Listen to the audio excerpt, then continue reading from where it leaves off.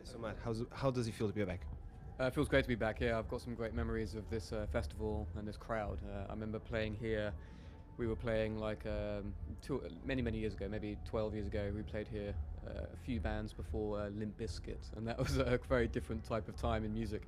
But I remember for us and for them, and the crowd was just one of the best crowds I've ever seen.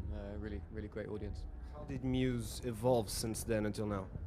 Yeah, we've been through many changes musically. We've every album we always try different things. So we've experimented with everything from hard rock to kind of electronic music to classical orchestral music, film music. I think we've definitely evolved a lot since then. Yeah. How do you feel that Portuguese audience embraced you? Because you sell out every time you come here to play, and do you see any difference in the Portuguese crowd? It's always been great here. It's one of the first sort of Southern European countries that we felt really had a strong connection with us. Because the audience really stood out as being very passionate.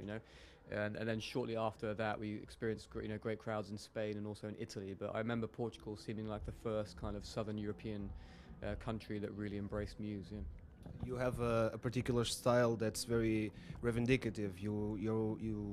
You talk about some very important issues. Your last album was issued in 2015. The world is a bit different from that year. How do you evaluate the 2015 and 2018 playing here? You mean from playing then to playing here now, or no? Just how do you because you face the world with a very particular view. Yeah, I mean I feel like we're entering the 80s again, like the beginning of the 80s, like this kind of movement to the kind of sort of strange politics and very sort of, I don't know really. I mean, everyone knows what's happening in America and everything. It's very strange. I live there, so I live in America, but I think it's possible that sometimes the sort of media can make it more scary than the reality. I mean, I don't know. There's a lot of words, there's a lot of bluster and a lot of talk, but the reality maybe is maybe not so bad. I think yet, it could become bad. I don't know, but at the moment, I feel like it's mostly people just saying things and the media exaggerating things that kind of creates this feeling of hysteria and panic, and worry about the future. But that's always been there, really. I think people are kind of connecting with each other again in a more sort of in a more human way at a time when it seems like really the kind of establishment is really becoming a little bit difficult to understand. Yeah.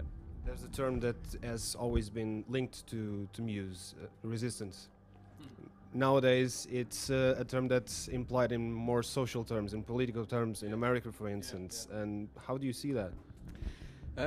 Yeah, I mean, I remember we had a song called "Uprising" in 2009, and I feel strange about this song because the song was kind of written from the idea that the people's popular feeling is being ignored.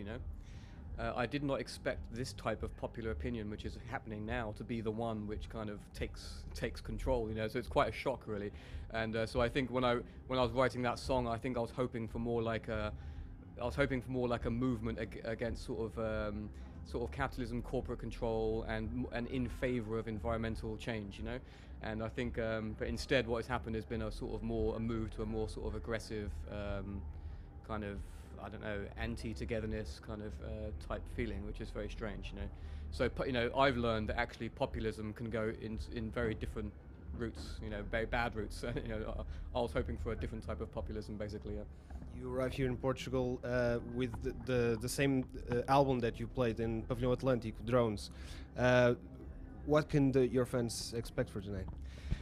So we're kind of in a transitional point between the last album, and we are right now in the middle of finishing the new album, which is going to come in November this year.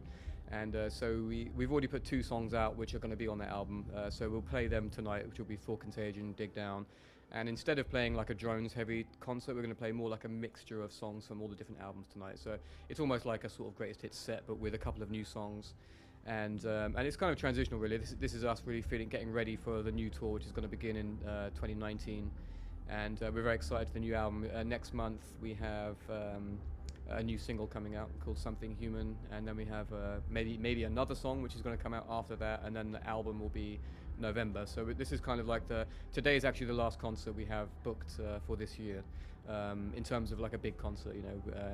After this concert is finished, we're going to focus in the next 2 weeks on completing the album, and then making plans for the next for the album release and tour, maybe some concerts later, or definitely next year. You know. I understand that your chip is very different from when you're on tour and when you're on the studio. Your chip, your mindset. How does that change?